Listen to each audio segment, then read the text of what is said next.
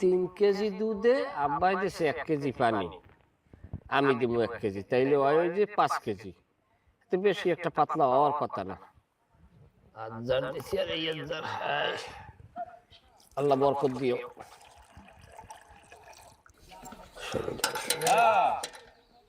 আল্লাহর নাম নিয়া আর 1 কেজি পানি দিয়ে দাও।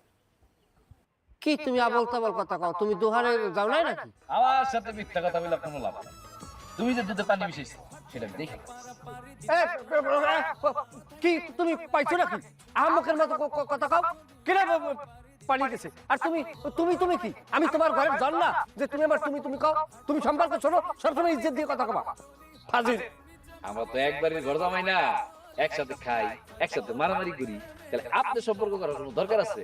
আমি তোমার তুমি করে দেবো, তুমি আমার তুমি করে দেবা। এবার আমার পক্ষ থেকে তুমি দুধের ভিতরে আরো 1 কেজি পানি মিশাও।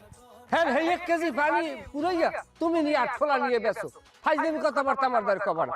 হ্যাঁ, এ জায়গায় আংশিক সামান্য পানি পুরানো হয়, 3 কেজি দুধের লাগে, আব্বাই 1 কেজি সচরাচর মিলাইয়ে দেয়, আর 1 কেজি আমার মিলের লাগে, কারণ আমার এই আজকে বাজারে যাইতে কষ্ট আছে। ওইটাই তো কইতাছি, এখন আমার ভাগের 1 কেজি পানি মিশাও, না হলে কিন্তু আমি আব্বাকে বলে দিব তুমি বাড়ি থেকে দুধ নিয়ে যাওয়ার পথে রাস্তায় আবার দুধে পানি মিশাও। আচ্ছা দোলন, আমি একটা জিনিস বললাম না তোমায়, তুমি তো একটা ব্যবসা করো, তোমার দোকানে আমি যে কোনো সময় হস্তক্ষেপ করি, তুমি হ্যান্ডের টাকা ক্যাশবাক্স সঙ্গে চুরি হলো না, এটা কি আমি বুঝি না? তুমি তোমার লাইনে থাও, আমি আমার লাইনে থাই। ঠিক আছে, আমিও তাহলে আমার লাইনেই থাকি, আমি আব্বার কাছে যাই। মিশাইতেছি, খারা খারা খারা, দাদু দাদু দাদু।